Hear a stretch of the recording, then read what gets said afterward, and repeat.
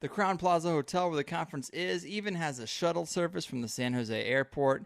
We have to support the alternative instead of the conventional people. Give it some real thought. I have no incentive here except to meet fans, have a great weekend, maybe sell a couple t-shirts, bada bing, bada boom. If you get tickets, let me know, and I'll put something together for us THC listeners and the smokers. Now enjoy the show.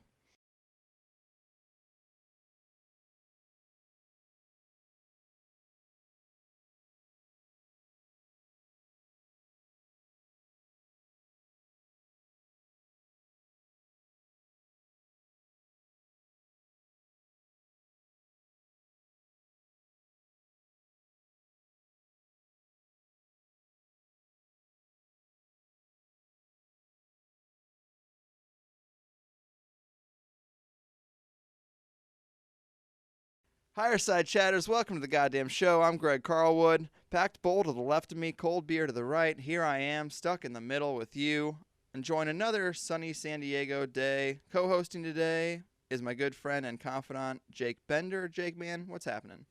Nothing. A nice sunny day here in St. Louis, too, man. It's Wow. beautiful out right now. I think it's supposed to be a high 75 today, so getting back into the spring. Wow, spring has sprung. Is that what they say? It is, actually. I was thinking about saying that. I was like, no, that'd be really fucking cheesy, so I won't say it. And then you did. That's so okay. I appreciate it. I can do that. Jake, last time we talked, man, you had just listened to that THC episode with James Calhoun from the movie Food Matters and Hungry for Change. You were writing your last blog for me, and you were buying vegetables, getting a juicer, knocking off the cigarettes, and going to pro wrestling school. It's been about 2 weeks. How motivated have you stayed with all that? You still juicing? Still juicing, yeah, pretty much every day. I haven't juiced yet this morning, but I went grocery shopping last night and I bought a shit ton of produce, so I didn't do a whole lot of exercising this week because I don't know what the hell is going on with my legs and my arms and shoulders, but man, I was sore as shit all week. I had a pretty rough week at work, though. That might have been part of it. I had a lot of work to do, but we're getting back into it. Feeling pretty good. That's awesome. I mean, you have a job, obviously, we've talked about it, that is pretty tough, and I've known you for a long time. You've never been a healthy eater or a healthy guy. If you can, you're smoking cigarettes like a pack a fucking day. And, I can't get motivated to get in any kind of health, and you've been able to do it. Do you have any advice? Because I'm surprised. I'm pleasantly surprised. I'm glad you're doing it, but I'm surprised. I'm surprised you could just kick cigarettes and shit food and soda all at once and work out and maintain and stick with it. You're giving me too much credit here because I actually have a cigarette in between my fingers right now. What the fuck, man? I know. Yeah, that's the one thing I've not been able to fucking kick yet. I mean, I'll do a little bit of diet soda here and there, which you and I talked about that on the phone last weekend. Aspartame, man, you gotta quit. You like reamed me a new asshole. Like, don't fucking drink diet soda. Sorry, dog. But well, it's just so counterproductive because you're doing it. It's counterproductive because you're doing it for your health, and it's actually way worse, and it's eating your fucking brain. This is true. Apparently. But no, I'm shit, man. Monday through Friday, I just drink water. That's pretty much it. Water and then my juice in the morning. And cigarettes, I'm gonna hit that pretty hard this week, I think. I think it was too much to fucking try to quit everything all at once. You know what I mean? I agree. I went cold turkey the one day, and my wife pretty much made me smoke a cigarette because I was a dick. Wow. I was an asshole. I was pissed off at everybody. I wanted to kill everything. So she pretty much made me smoke a cigarette that day, and she told me, she's like, you need a cigarette because you're being a dick. I can't drink water because I think water is so boring. I'm at work. I want something with some flavor to it. I don't even feel like I like sugar. Like if something is way too sugary, I'm the first one to say I'm not drinking that shit. But I just need soda or something. That's the thing, man. You just gotta. Like I said, I feel like a hypocrite saying this. I still haven't quit smoking, but the whole thing with the soda, you just gotta talk yourself out of it, man. Just say, hey, this water's a hell of a lot better for me, even if it does have fucking fluoride in it. I still haven't got a water filter, but you just got to break through that, and that's all I drink now, man. Monday through Friday, I just drink freaking water, and I'll tell you what, just doing that, the difference between that and the week before, where I was drinking diet soda and Powerade Zero and shit like that, is there's a pretty big difference there. I feel Really? much more energetic and everything, even without the caffeine, because it's all like just a natural energy instead of, you know, a drug-fueled energy, I guess you could say. That was one of my things. One of the things I was curious about, because I can't seem to get myself up in the morning without a soda. And so when I'm like tired as shit driving to my store, the idea of getting a water, I mean, I think about it, but I'm like, no, dude, you need something much better. You need something. You need to wake the fuck up. Have you tried that? I don't know how good these are for you, but have you tried one of those 5-hour energies? Try that with water. Yeah, but it's but gotta be better than downing a whole fucking like a 18-ounce can of fucking Monster. Maybe, but I mean, that just seems so strong. It's the smallest bottle with the longest duration of energy. Just it doesn't seem like it could be good. I mean, 5 hours is a huge commitment too. I mean, I might call into work 2 hours in and want to go home and take a nap. I can't commit to 5 full hours. I don't even know what to say to that. That's a reasonable point, I guess. I call in a lot, man. I call in a fucking lot. But looks like our guest today is actually on time. Wow. That is a great sign that I might get to leave the house today instead of being chained to this thing all day. So let's do that thing where I say how much I appreciate everybody, and I tell y'all that I have 7 stunning t-shirt designs at my sister site, conspiratees.net. We got UFOs building pyramids, we got sheep in suits, we got homeless guys holding signs to say quit your job, and we got the mascot of Conspiratees, the Squid of Power. Go check it out. So here's the ad. We'll see you on the other side with Jake the Man Hanrahan. And I need to sell some more shirts, so check them out and treat yourself, because you deserve it.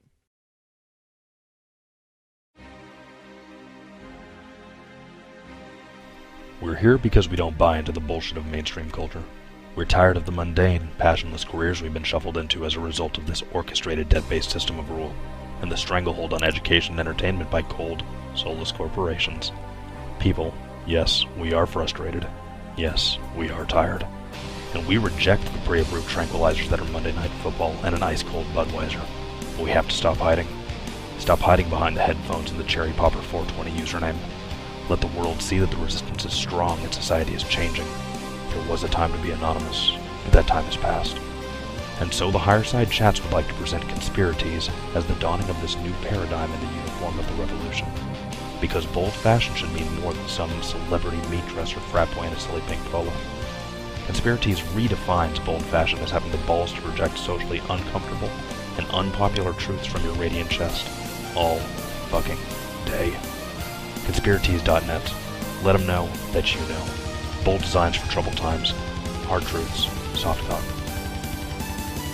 Pack your glass and park your ass, people. Today, Jake Bender and I are bull stuffing with the man, Jake Hanrahan, a freelance journalist from the UK. He's a badass motherfucker that wanted to avoid wasting away at an average job with a shitty boss, so he put the pen to paper and didn't stop writing until it paid off. Now he's been published in some of the most popular magazines and websites out there, including Wired, The Huffington Post, Rolling Stone, MTV, and a personal favorite, Vice magazine. Jake, how the hell are you?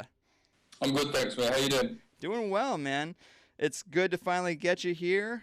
Definitely. Some people are off-put by the whole marijuana angle of the show, so I tend to downplay it, but I gotta say, it's not even noon yet. I'm good and high. I'm in a good fucking mood. Are you a smoker, Jake? No, not myself, but all my friends are. I've got nothing against it or anything like that, man. I mean, I think it's silly to be, how can you be against a herb, do you know what I mean? Well, right. Yeah. Well, tell me a bit about how you made the move to freelance journalism. It's obviously a tough field to make a living in, and I like when people talk about the journey because it's inspirational for people who are trapped in a low-wage random job. Sure. Well, I mean, I messed about in school a lot, and I didn't get any real qualifications from there. I kind of got in a lot of trouble. I didn't really know what I wanted to do with my life. The only thing I was ever any good at was, like writing and English class, and I was really interested. I read a lot of books, and I somehow, around about the age of 16, 17, got into a lot of boxing, and I was kind of doing this unlicensed boxing circuit and kind of making a little bit of money from it. And I just thought, yeah, I'll just carry on doing this for a while. And then I had a daughter when I was 18, which is obviously incredibly young. Damn. So I thought, yeah. So I thought, I've got to I've got to really plan now. I've got to really find something I want to do with the rest of my life. And yeah, it just made sense. Writing was the only thing I was any good at. So I looked into it and I thought, well, I don't really want to be, you know, an author. I don't want to write fiction because I don't read a lot of fiction. I read a lot of, you know, non-fiction. Mm-hmm. So I kind of looked into that and I thought, yeah, I think I want to be, you know, I want to get involved with journalism and I just immersed myself in it. I completely taught myself, bought a lot of books. Not like I didn't buy books on journalism, if that makes sense. I just bought books that journalists had written and kind of analysed them and, you know, really looked into it and looked at the kind of journalists I liked. Because obviously coming from kind of, you know, blue-collar family, kind of modest background, I was unsure. I thought, oh no, could I do this? And the more I looked into it, I thought, well, of course I can. It's not all, you know, stiff necks and collars and ties and that like it is on the news. There's obviously some great journalists out there. So I looked into that and, yeah, just kind of hold my craft and started pitching. So just, you know, find editor emails and just find my stories. And eventually I kind of found my own niche. And, yeah, it basically took off from there. And 2 years down the line, it's paying the wages, thank God. Man, that is awesome, dude. You know, for people out there who think they can't do what they want to do, it does not get harder than no college degree and a kid at 18. I mean, it's so, you know, it's so easy to like work a job because you have to have some money coming in and then get stuck. You're there 40 hours a week, maybe more, and you don't have the time to really look at any passion. So that's pretty badass that you stuck with it. And, you know, now you're writing for some of the coolest people around. Sure. I mean, I have done all that. That is definitely, and that was one of the major things that put me off. I mean, I've done, you know, real shitty jobs, kind of hard labor jobs and in warehouse work.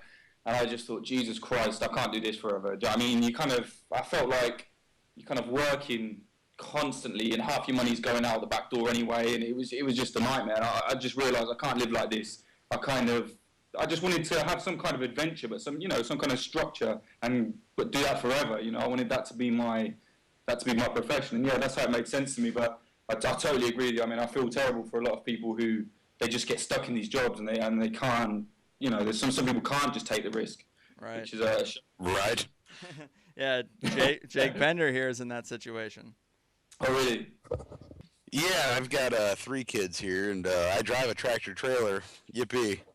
And actually, just here lately, made the conscious decision that I'm going to finally do something for myself. And it sounds probably childish, but I'm going to actually go to professional wrestling school. It was a big passion of mine growing up, and I've since kind of gotten out of it. But I figure I need something to kind of just take my mind off the everyday bullshit I got to go through and do something with my life, you know? You need a little fantasy. Yeah, I don't think that sounds childish at all. I mean, that sounds amazing. Like, it's got to be better than a 9 to 5, right?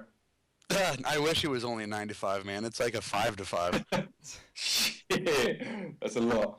Let's talk about some of the pieces you wrote. You know, one of the ones you wrote for Vice was about this Illuminati strategy card game. That was the most interesting to me because I used to play Magic years ago, and the illustrations are damn creepy on there, you know? It's the one with the Pentagon on fire, the Twin Towers exploding. I mean, this is 95. The game seems like it'd be pretty fun, too, like a conspiracy guru's Magic the Gathering, you know? Sure. But you want to tell people a little bit about that article? Yeah, I mean, I've been interested in conspiracy theory since I was about 13 years old, and I'm 23 now. I've always been interested in. When I first kind of got into conspiracy theories, I think as a lot of people do, I believed in them, 100% as if it was the gospel. And obviously, as I got older, I kind of, you become a skeptic a little bit more, but you still kind of believe in them. And the card game was something that really interested me. And I remember one day coming across it again online, and I thought, Jesus Christ, these look, they look really prophetic. They do look like they knew what was going on. But of course, I thought that's just, that's ridiculous. So I looked into it, and I managed to track down quite a lot of the people that were involved in making it. And one of the interesting things to me was that the Secret Services actually raided the company that were making the comic, whilst in the middle of before they released it. And that, which is the conspiracy theory goes, people say, oh, they knew that they were going to unleash their plans, but it turns out it was a hacker was working for them who was, running a lot of hacking boards on the internet, and they presumed that he was running his hacking services from the place he was working at.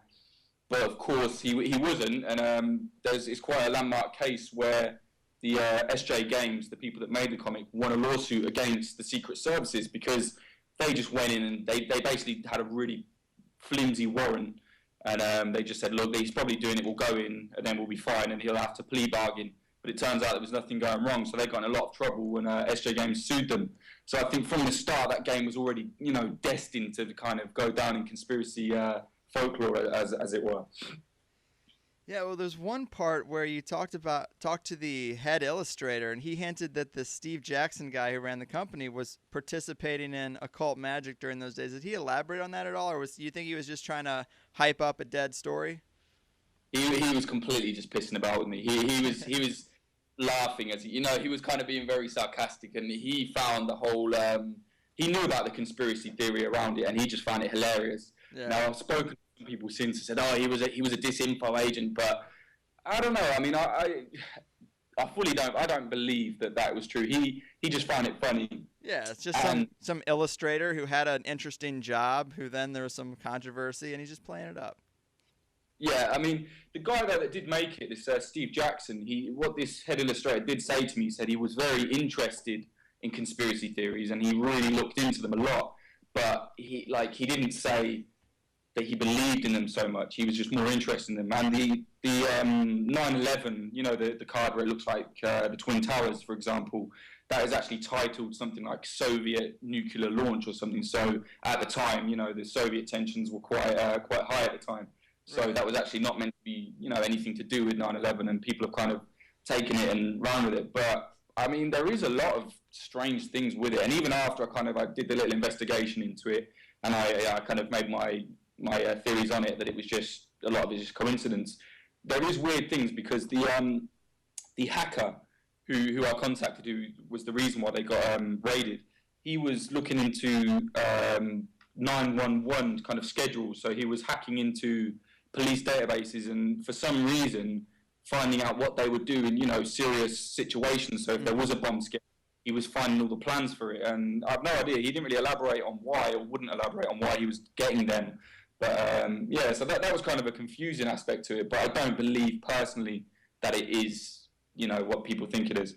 Right. But I've been doing a lot of shows on synchronicity and the foreshadowing of events, and the card that you ended the conspiracy article was pretty symbolic looking. Of course, nothing happened at the London Olympics, but this picture is weird. It's got the 5 guys running in streetwear, all the colors of the Olympic rings in an offset pattern.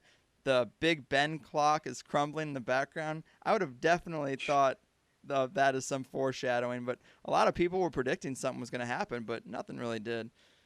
Sure, I actually wrote the article, like as you say, it was just before the Olympics started, and I thought, I believe, I was looking through it, I was like, okay, and then when I saw that card as well, I just, like you said, I kept coming back to it, and I was looking at it thinking, Jesus Christ, this is spooky, and I personally, I thought something would happen at the Olympics, not due to the conspiracy, the Illuminati card game, but just because it would have been the perfect time for, a terrorist attack or what have you.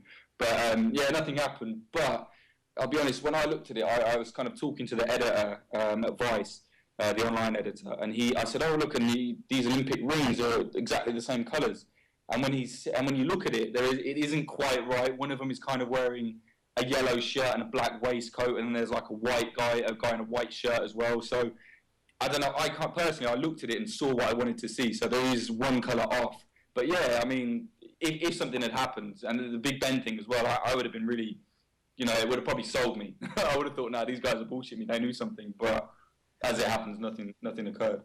Yeah. Another thing I was going to ask you about, I've been wanting to ask someone about it, because obviously, things are bad. We've been talking about it, things on all around the globe. Economies are having huge problems. Cyprus is going down. Sure. But I saw on your Twitter, you mentioned the other day, you tweeted something about Bitcoins, and I don't know. I know almost nothing about them, and maybe you don't either, but I thought I'd ask because it seems super interesting, especially right now. It's going up, it's going down. Yeah, definitely. I mean, it is very interesting. I won't say that I know a lot about it, but I was invited to the Bitcoin conference in London last year, so it was called Bitcoin 2012. and I covered that for Vice, and that was. That was one of the first guys to write about, this 3D gun printing thing. He was there. I forget the guy's name, Cody Wilson. He was there. They were all talking. Obviously, they were talking about Bitcoin and the pros and cons of it. But it's essentially an electronic currency that has no government controlling it at all. So it's completely decentralized. And it was kind of introduced by this mysterious guy. I forget his name. It's like a Japanese name, which I don't even know if he exists. I don't know if he's a group of people or it's one person, but nobody really knows. But yeah, it is kind of confusing, and to get hold of them, you have to mine them you have to spend kind of money on actual hardware. But you can trade them you can buy some using, normal real money. But yeah, I think it's a really interesting thing. But as I wrote in this article, I kind of said at the end of it, I don't know if they'll ever take over, because it just doesn't seem viable. I interviewed two hackers. I don't know if you saw the article, but I interviewed these two hackers, and they were wearing masks in the middle of London, and it was hilarious. They were wearing masks because they wanted to protect themselves from the CCTV. And they said to me, "Oh, yeah, it's going to be the future." And I said, "Well, okay, fair enough for you guys. You guys know how to use it, and you're hackers. But what about someone like my grandmother, for example, who can't even use a computer?" And they were like, you know what I mean? So there's, as with anything, there's lots of pros and cons for it. But I think it could work, and it would be good for its kind of third world countries and helping them out in transferring money. It wouldn't cost as much, and if they could use it. But when a lot of people are buying them, waiting for the price to go up on the market, and then selling them for real money. So it's completely surely defeating the object of what they're meant for. So I don't know 100% on them, but yeah, a lot of. Did you read my the shopping on the deep web article? Oh yeah, dude, Silk Road. That was definitely a subject I wanted to talk about.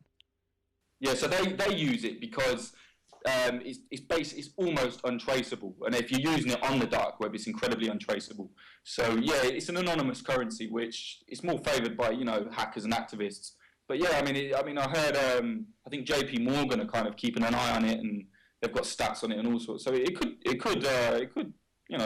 be useful.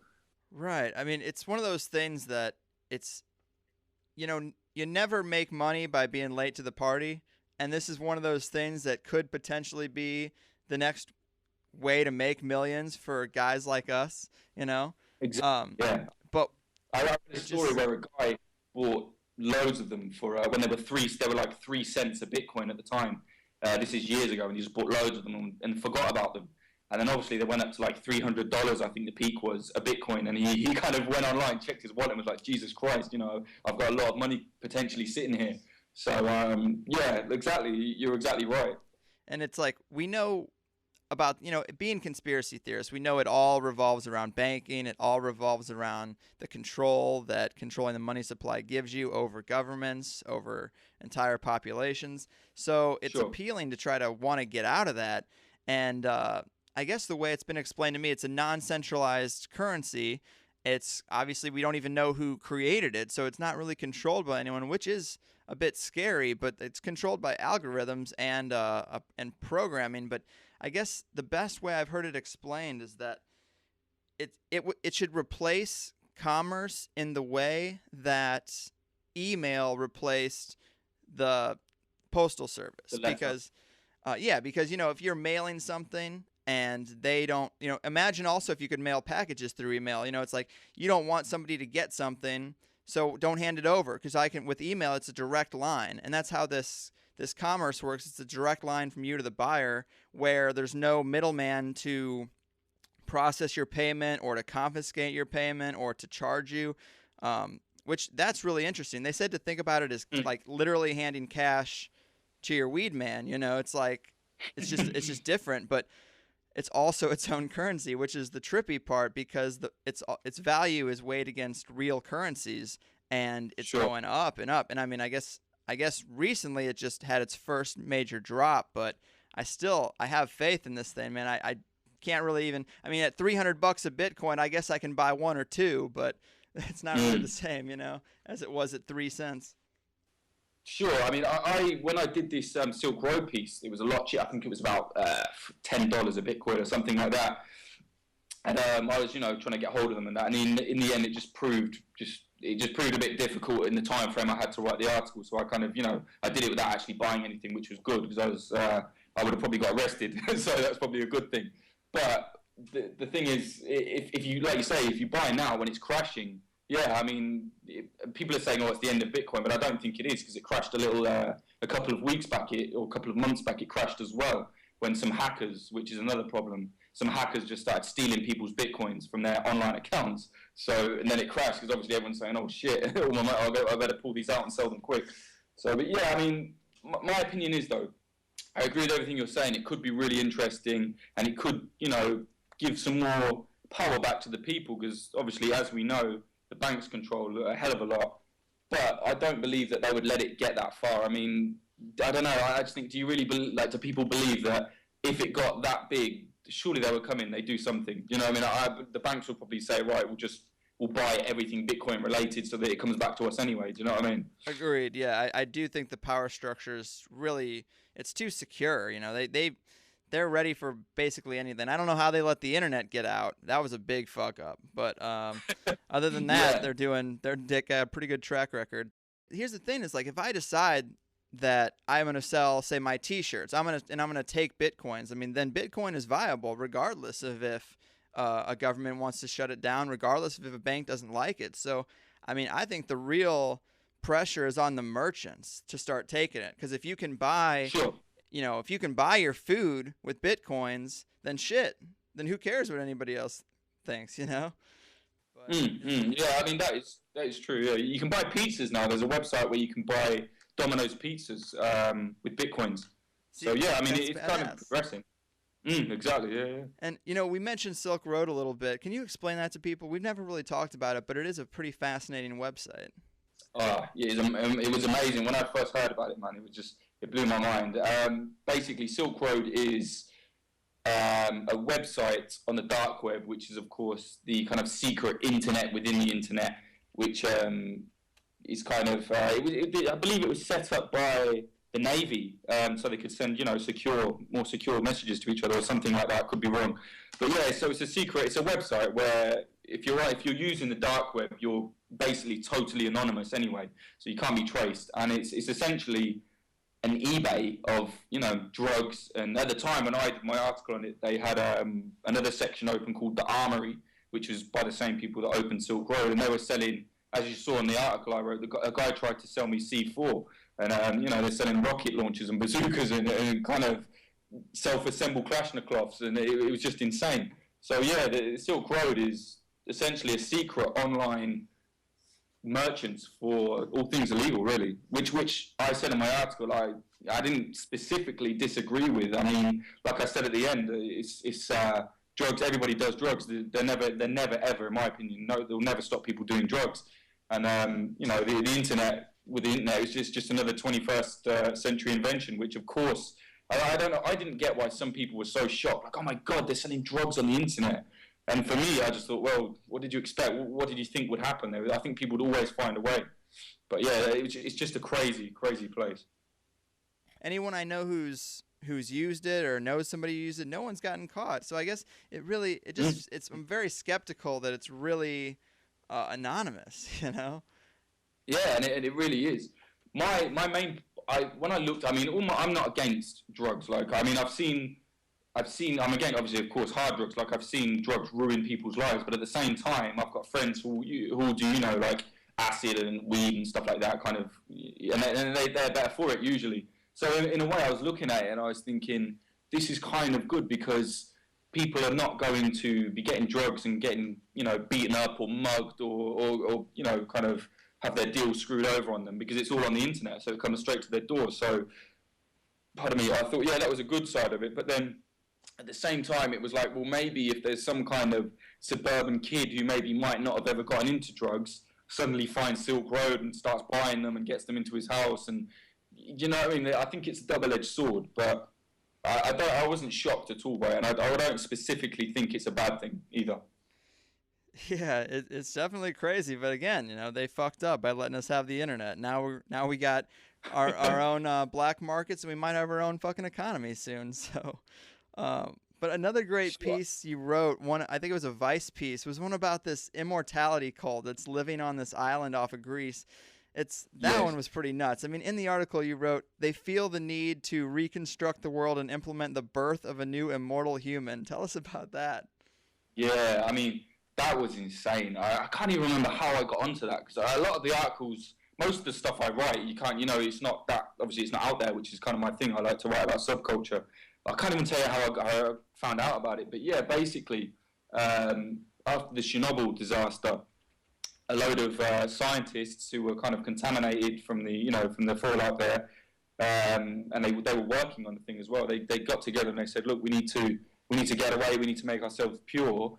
And somehow ended up on this tiny little island called Gavdos, which is I think the northernmost point in Europe or something like that. It's this tiny little island. It looks like a big rock. Like, imagine like you just took a rock and hit it in the ocean. It just looks like that. So there's not much there. But they went there and they started kind of, they worked for the church there, and there was like a normal, I think like a Catholic church or something like that. And the guy there, the priest, said, yeah, you can live with us. All these, the scientists, to put it in perspective, were basically Russia's equivalent of NASA. I forget the name now, but they were, the top guys. So they went there, there were about 6 or 7 of them. And they said, yeah, you can live here for free. And they just lived like a really, like I remember saying in the article, they kind of went Alex Supertramp, they just lived off the land. They didn't communicate with anybody. And then all of a sudden, they said to the priest, look, we're building a church. And he was like, what? He said, we're building a temple, church type thing to Apollo, the Greek god Apollo. And saying, he's kind of like, okay. So, and then they started doing all these strange experiments. And then the next thing, they kind of call a meeting with the town. And they just said, look, we're practicing immortality. We want to find out how to make the next person immortal. And it was very strange, because they were, on one hand, it's a kind of a philosophical thing where they're saying, yeah, we want to be self-sufficient and live off the land. But then on the other side, they're doing all these strange experiments and they're building temples. And it's just insane, to be honest. And I've spoken to them since. I actually managed to get an email address, and I emailed them and said, look, here's my article. I hope you like it. Like, let me know what you think. And they're just very evasive. But they're very friendly. But they said, oh, we love it. It's great. But, they won't tell you what they're doing there. So it's not a cult or anything like that. But it's just, I don't know. It's very strange. They believe in this new kind of new age stuff. But at the same time, they believe in science, of course, because they're all scientists. So they're trying to find a way to live without just corrupting and polluting everything. But I don't know. It's just kind of strange. It really is strange. It seems like a modern day Rapture on an island instead of a city under the sea if you're a BioShock player. It seems pretty weird. Yeah, definitely. I mean, I'm planning to go out there. And, I'm trying to convince them to let me kind of film with them and do some stuff like that. But they're very closed off. But they did say, like, if anyone would do it, they liked the article, and they said, we'll think about it. So I'm going to go there this year and kind of, hang about. They said I can stay there with them, and then they'll decide if they'll let me bring the cameras in or not. So we'll see how that goes. I'll probably get killed. Dude, that's badass. I mean, I was going to say that in the article, there's a Kickstarter documentary that you linked to, but it seems like that was pretty much dead. So yeah, going out and doing that, man, you could be the guy. That'd be awesome. Yeah, that's what I want to get into, and I'm in a lot of talks at the moment with quite big television channels in the UK, and I think it will. I've had loads and loads of ideas for documentaries, because I mean, without sounding big-headed, I think a lot of my articles would probably translate well into a documentary, because a lot of time I write them, I think, God, there's so much more to this, and it's so visual, but obviously you need a lot of funds, and you need a lot of there's a lot of bureaucracy in that whole industry as well, which is a shame. But I do think, I think this year hopefully we'll get the ticket we need, and I'll be making some series for TV. But it's all kind of, it's a bit hush-hush at the minute, because I don't know everything about it, but so far it's positive. For sure, man. That's awesome. Yeah, documentary filmmaking is, I used to love that shit too. Even with this, I tried to do a couple specials. I was going to find a local tarot reader and do a demonstration, but that fell through. And I went on a ghost hunt with this SoCal paranormal team, but it was like super lame. Nothing really happened. Whispering. Yeah, well, literally there were a couple times where me and my girl are sitting there, and I say something I like whisper something to her, and they're like, "What was that? What was that?" And it's like, I didn't even want to say it was me because I was embarrassed that I spoke. But in emails they they isolated those clips and they sent them to me as evidence that we were hearing voices, and I feel really bad. But there were speaking. There were times. There was at least 2 times where it was me. Oh shit! I mean, I don't know. Nothing. I just and those were the ones where they were like, "Oh, this is the most distinct voice." And I'm like, "Yeah, well, no shit," because it wasn't. That is cool. That is funny, man. I don't buy into a lot of those. I mean, I've watched a few things on the, you know, when you see the ghost hunters, and some of it's ridiculous. They leave it. It's the same point. You know, like as it goes to the ad break, they leave it at the same point. Like, oh my god, it's the ghost. And then it comes back in, and it turns out, you know, like it's a door shutting or something ridiculous like that. Right. I'm very skeptical about, you know, ghosts and stuff like that. Right, exactly. And I should have thought about that, because I was like, you know, what am I going to get that's conclusive when no one in history has ever got any conclusive footage? You know, and here I am thinking I'm going to go out and get something.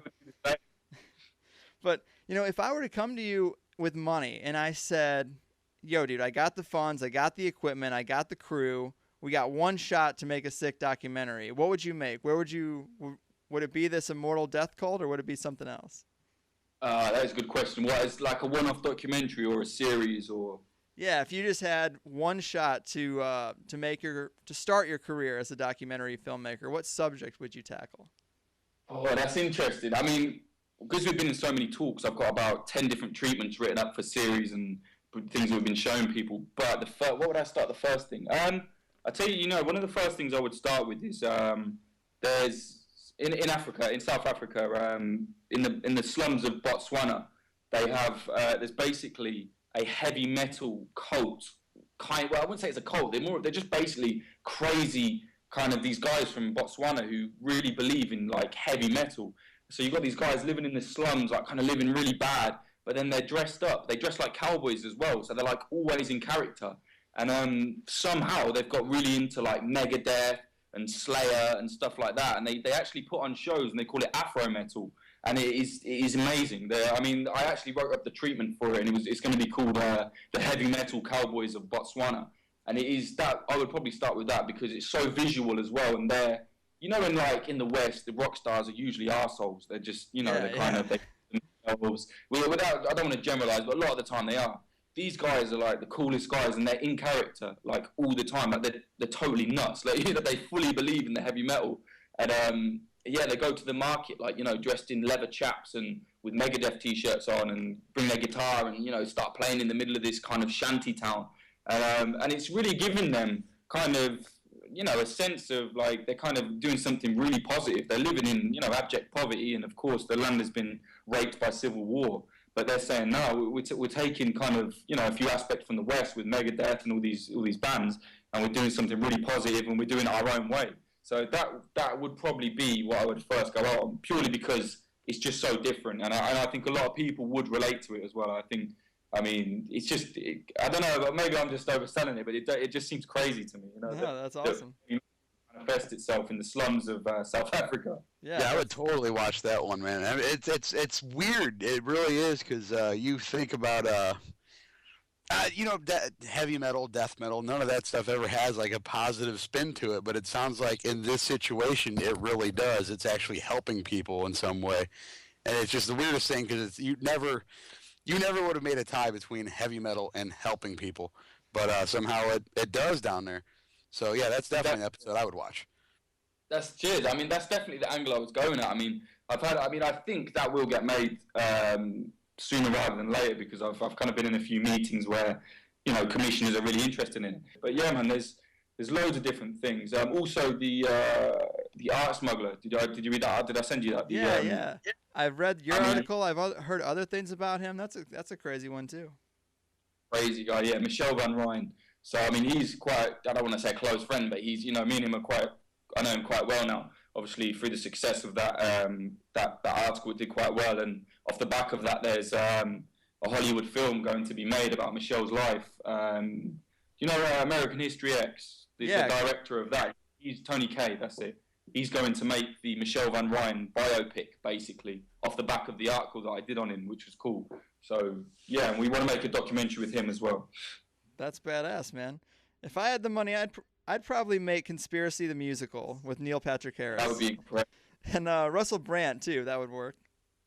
You like Russell Brand, do you? Yeah, man. He's awesome. He actually had David Icke on his show. And I don't know how popular he is over there, but, having David Icke on your show, no one's doing that over here except Alex Jones, I think, was on The View. Good old Alex Jones. Yeah, Russell Brand, man. I like him. A lot of people in England don't like him. A lot of people hate him because he's a bit over the top and flamboyant. But I actually know the guy at the production company that I'm like doing stuff with. He knows him well, and he said he's a genuinely really nice guy, and he helps people quite a lot as well. Pardon me. He helps a lot of he was addicted to heroin, and he helps a lot of people with heroin and stuff like that. So yeah, apparently so. He's apparently a good guy as well. Yeah, he's done. I was surprised to see him at a little powwow with Daniel Pinchbeck and Graham Hancock. Some of the guys that I think are pretty leading philosophical thinkers today, and he's there with them, and I'm like, what the hell, man? He's like with all these kids just sitting around. I'm like, this is like the '60s. It's like this is like the Terrence McKenna stuff of the '60s, and you're there, and I'm like, what a weird place to be. He must be a pretty cool guy. Definitely, yeah. I mean, his book. I bought his book for my missus, for my girlfriend, and that is, no offense to the guy, but it's a bit like he chewed up the thesaurus and spat it out. It's insane. It's purple prose from start to finish. He can't even say I walked down the street. He has to meander whimsically down the road. But other than that, he's a cool guy. Yeah, I think so. That's funny. Another thing, if I had the money to make a documentary, one of the shows that Jake did with me was with Douglas Hawes, actually. We talked about the legend of Montezuma's treasure buried somewhere in the Grand Canyon, and there's stories that there's Egyptian tombs in the Grand Canyon and underground tunnels in Death Valley. I would love to take off with some buddies and try to just do some Indiana Jones shit. Yes. That would be definitely. badass. That would be incredible. Yeah. I would love that as well. There's a guy called Ollie Steeds. He's a journalist from the UK, and he had a program on I think Nat Geo, and he was doing similar things to that, man. And he actually went to. It was a bit different to that. He went to find Nazi treasure in Germany somewhere. He tried to find the Amber Room, and yeah, man, he was doing all that sort of stuff. And yeah, I think that'd be incrediable as well. I'm sorry, I forgot to mention. Speaking of conspiracies, I didn't even mention it. One of the TV channels that I've been speaking to here in the UK, they actually came to me wanting to make a documentary about the Illuminati and hip hop. So that was something that we might be making. Yeah, and I mean, I wanted to come at it from. I mean, I will be honest, I'm a skeptic. I do believe in a lot of conspiracy theories, but I believe about 90% of it is probably bullshit. But I wanted to come at it from. Yes, the Illuminati is real. I didn't want to degrade any conspiracy theorists, because a lot of the time, when programs are made for mainstream television and they make them about conspiracy theories, they just totally undermine conspiracy theorists and make them look like idiots. When I feel that's totally unfair. So I wanted to make it from the aspect of, yes, there is an Illuminati. They're probably not lizard men, living in caves, drinking babies' blood and stuff. They are, men in boardrooms with suits on and stuff like that. And that hip-hop is kind of exploiting that pop culture thing, of Illuminati. So, because it's very alluring, isn't it? I mean, if you hear, Jay-Z, he's the devil, it's, wow, what's this? So I definitely feel that they're exploiting that kind of side of it, which I'm not saying that's a bad thing, but I think a lot of kids are politicizing themselves because they want to know about conspiracy theories, but at the same time, they kind of disregard. They kind of, what I'm saying is I find a lot of people, especially my age, trust conspiracy theories as much as the so-called sheeple, trust the news, which I find a complete contradiction. I mean, you question the news and say, well, this isn't real, but then wholeheartedly believe everything you see on a conspiracy forum, So that was I was kind of, that's how we were going to approach it. But I mean, I think that's kind of in the pitching process still.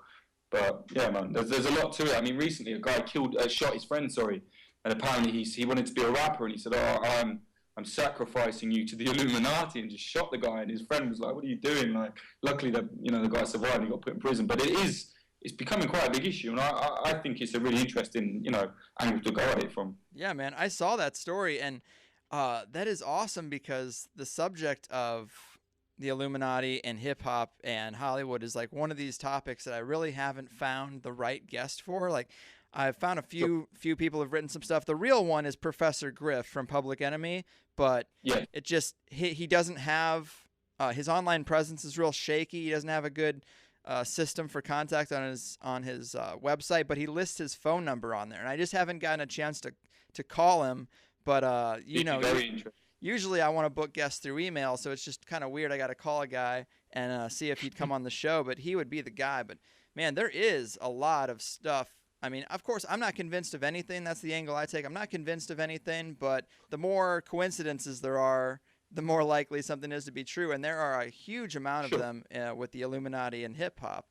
I mean, especially with the blood sacrifices. I mean, there's a lot of speculation that there's a certain amount of money. I can't remember what it is, like a $20 million club.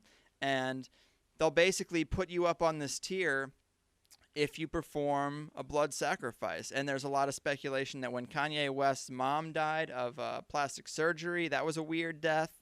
Aaliyah went down in a plane crash. That was apparently this guy Damon Dash's Illuminati sacrifice. Jay-Z had a nephew who died, I believe. Eminem had a friend who was shot outside of this club. And and did you know in that there's a video where, like, there's an Eminem video where Proof gets shot outside of a club a year before it happened. Toy Soldiers, the video for Toy Soldiers, Yeah, so, that kind of weird shit. And all these people did get up there. They are all on the top of the food chain when the Illuminati is concerned. And another crazy one. I don't know if you, with the Aurora shooting, that Lil Wayne video came out right before the Aurora shooting, and I think the song is My Homies still.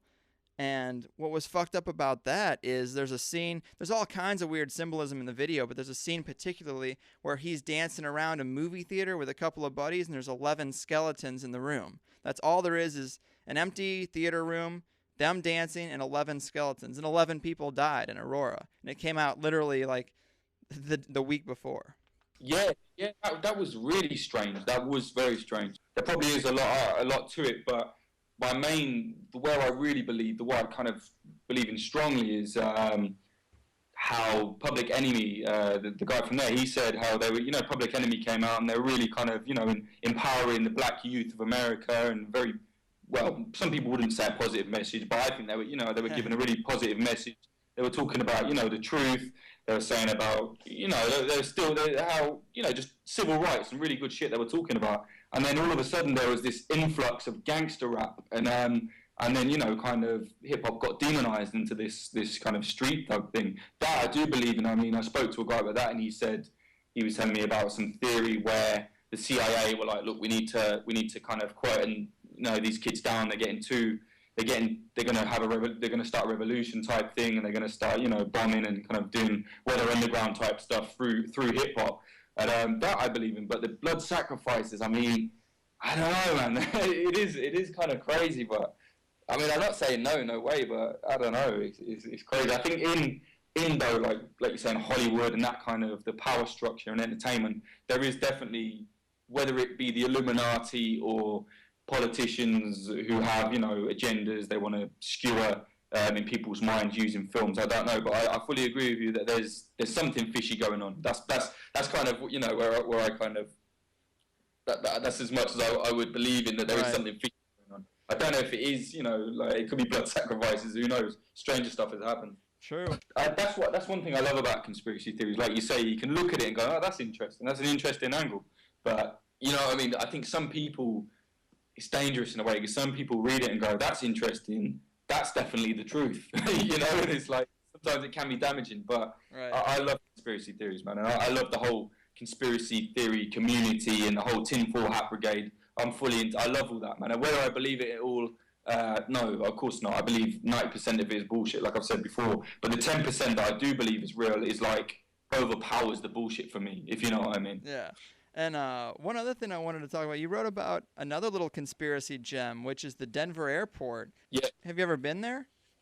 No, it's painted over now. I was going to, but it's already been painted over. Yeah, a lot of that stuff has. I've been through the Denver Airport several times, and I've never seen that stuff, but the zombie horse statue is definitely there in full force. Bizarre, yeah. I mean, that is very weird. What the hell is that? You know, I mean, what was that? I mean, how can they? That for me was a no-brainer. You can't say, well, he was trying to channel this. I mean, he had Nazis in gas masks stabbing native Indians on a mural in an airport. I mean, what? I mean, how other way can you look at that? And the artist who did it, he's dubious because he says different things in different interviews. So I mean, you can't really trust the guy. Right. And for people who don't know what we're talking about, the Denver International Airport is it was built outside of Denver. It's kind of far out there. There was a lot of construction that went down. Like basically people have analyzed that there must be some huge underground construction due to the amount of dirt that got displaced and all this other shit. But the murals inside, which Jake was just talking about, which the piece is about, they're really weird. There's all kinds of weird shit, and there's some very apocalyptic images and globally apocalyptic. It's got kids of all races. Really strange. I mean, even the runways are in a swastika pattern, apparently. Yeah, I mean that's debatable. It kind of is and kind of isn't. But yeah, everything else is very true. And I mean, there's even like a Freemason sign, kind of like a plaque, just randomly there. So I don't know, man. That one thing that was really strange for me. I don't have any answer to it. But what is it? I mean, why would they do that? Why would they in an airport? I mean, it's just bizarre. Mm-hmm. And I remember reading that I think they dug the same amount of dirt out of the ground as like they did out of the Suez Canal. So it's just there's stuff underneath there. I don't even think that's specifically in the realm of conspiracy. I mean, sure, the leaders of the world would want to find somewhere to go if as they say, the shit hits the fan, but I mean, they would find somewhere. And I mean, the Queen owns a lot of land around there as well, which is the Queen of England, which is kind of strange. Yeah, that's another thing. I mean, it seems like a good place if there was going to be some apocalyptic event. It seems like a good place to go. It's in the middle of nowhere. It's you could easily get some pawns to be your little military around there and just hole up. Lots of nice art to look at. Right. I guess another thing is I don't know much about airports, but apparently it's odd that there would be an international airport there, considering it's somewhat an exception to the rule in some way, and in terms of the way America does their international airports. Yeah, I read that. Isn't it like it's one of the top 10 biggest airports in the world as well, one of the top 10 biggest internationals, and Right, and considering the city it's in, it's not even. I mean, Denver. It should be either in New York or LA or Chicago. I mean, sure. But I would love to know where that is. A lot of weird stuff out there. I mean, we could talk about it forever, but it looks like we've talked for about an hour. I mean, it's been a blast. One thing, man, I'm really impressed with your success. I mean, not to say it's not without merit, but I mean, there's a lot of people trying to write. You're 23 and you're now published in much of these publications that people would dream about being in. And you're now in talks to be doing the documentary stuff. I mean, you're doing it, man. That's awesome. Yeah. Yeah, I mean, I appreciate that. I really appreciate you saying it. I mean, it does. I mean, for me, it's a no-brainer to me. I just think a lot of people could do it. I just think you just need to get up and do it. You just have to really. I mean, I didn't get anywhere from. Nobody's really said, "Oh, I'll put in a good word for you," or I mean, it's just been hard work and putting yourself out there. And I mean, a lot of the time, people say, "Oh, how did you get a meeting at like Channel 4 or whatever?" And I just rang them. You just ring them or email and say, "Look, I've got an idea. Can I come in and speak to you?" And say, "Okay." A lot of them will. If you've got the ideas and you've got a little bit of talent or whatever, you can take yourself far, I think. Right. A lot of times people are their own worst enemy. They don't think they can do it. They talk themselves out of it, and you got to stop doing that, people. Definitely. I mean, I've done it a lot to myself. I mean, I always say to, people say, "Oh, it must be great being a freelance journalist." And I say, well, yeah, in a way. But I mean, I'm one step away from, in the job centre, and I'm one step away from that at all times. But it's just, it comes with the territory. But for sure. I think people, if they can put their minds to something and just believe in themselves, I think sometimes, you just have to do it, take the risk. And if it fails, it fails. At least you tried.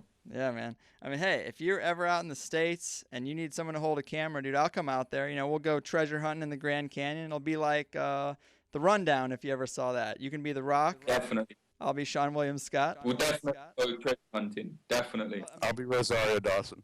There you go.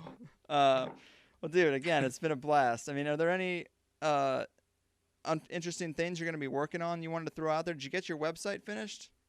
Oh yes, yeah, my web, yeah. If anyone wants to, it's a bit, it's kind of a bit, it's not totally finished, but it's online now. So if you go to jakehanrahan.com, which is JakeHanrahan.com.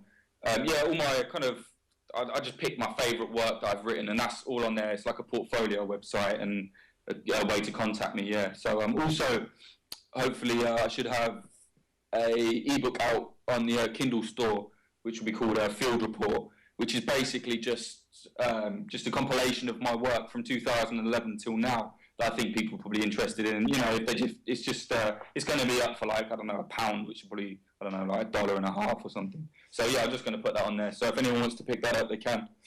Badass. Bender, was there anything else you wanted to add before we let him go? No, man. It was, you know what? I really liked reading all those articles. You seem to view every conspiracy theory you've written about from kind of all sides. And you're not afraid to say, you know, this might be, this might not. Yeah, so, definitely. I mean, I really appreciate the fact that, you know, you guys have read it and read my articles and liked them as well. Because that, for me, that's forgetting, like, money or whatever. That is my favourite thing. You know, if I can write something and say, like, you know, someone else reads it and enjoys it, that for me is amazing. I mean, that's why I want to make documentaries and say, look, here's some cool shit that I really like. I've investigated, I've looked into it. You guys should look at it too, you know. And for me, that's brilliant. I really appreciate that you guys have, you know, enjoyed the work. And yeah, with the conspiracy thing, I hate anybody that sneers, you know, like kind of that sneering kind of thing at anything. So, I mean, why not give anything a chance? You know, if you look into it, get the facts, not fiction. That's what I always think. Amen, man. I feel the exact same way about the show. The fact that someone would sit down for an hour of their day, their already stretched day, and listen to some of the shit I'm talking about. I really appreciate it. Thanks for letting me on. I mean, it's good you let me on. Thanks. Of course, man. And it's Oi Jake on Twitter. Yeah, Oi Jake. Yeah. All right. OJAKE. Yeah. Nice. Follow this man. Hey, it's been great talking to you. Keep up the solid work, man. Best of luck. Thanks, man. Keep in touch. All right, man. Enjoy the day. Cool, man. Thanks. All right. I like that guy. What'd you think, Bender? No, it was a good show, man. A real good show.